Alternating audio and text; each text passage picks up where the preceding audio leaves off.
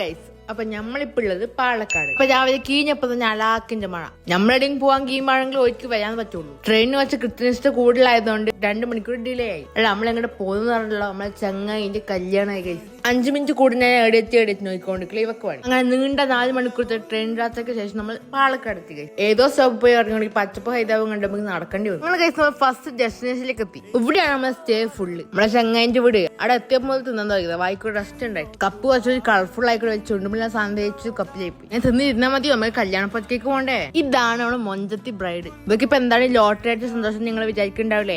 ദിയ വ്ളോഗ്സിനെ കണ്ട സന്തോഷമാണ് ഗൈസ്. നമ്മളെ ബ്രൈഡ് പണ്ട് സകലകല വല്ലഭി ആയതുകൊണ്ട് ഈ സാധനം തേച്ച് നോക്കിയിട്ടുണ്ട്. അവിടെ പോയപ്പോ നമുക്ക് ഫുൾ സൽക്കാരം. എന്താ ചെയ്യാ, ബ്രൈഡിന്റെ കുപ്പാലെടുത്ത് ഇട്ടൊക്കെ നെജുവാസിപ്പി. കല്യാണം കഴിക്കാനായി തോന്നുന്നുണ്ട്. നെയ്ച്ചോറുള്ള മേശയെ കൊണ്ടുവച്ച് തന്നാ എത്ര എടുത്ത് കഴിക്കാലോ. ഇതിപ്പോ എന്താണ് ഐഫോണിൽ പൊക്കയിലും പോകുന്നത്. ആർക്കും ഒരു ഉപദ്രവം വെച്ചാൽ നമ്മൾ അവിടെ മുലക്കിരുന്ന് ഇങ്ങനെ കഴിക്കും. എല്ലാത്തിനും മംഗളം കഴിക്കാൻ മുട്ടിയിക്കളുണ്ട്. ബ്രൈഡിന്റെ എല്ലാ സാധനം ഇട്ടൊക്കെ എല്ലാത്തിനും പണി. പുതിയ വ്ളോഗർ സ്പോട്ട് ആയിട്ടുണ്ട് ഗായ്സ്. അടുത്തത് നമ്മളുടെ ബ്രൈഡിന് വേണ്ടി കുറച്ച് മധുരം പകയാണ് ഇത്രയും ആൾക്കാരുടെ കൂടെ ഇരിക്കുന്നത്. നമ്മളെ ബ്രൈഡ് ഒഴികെ ബാക്കി എല്ലാ കുട്ടിപ്പട്ടങ്ങളും ആടെ പ്രസന്റ് ആയി. ഓഫ് മേഡം, അതിന്റെ ഇടയ്ക്ക് കൂടി സീനൊക്കെ ഉണ്ട് ഗൈസ്. എത്തി നമ്മളെ ബ്രൈഡ് ടു ബി എത്തി.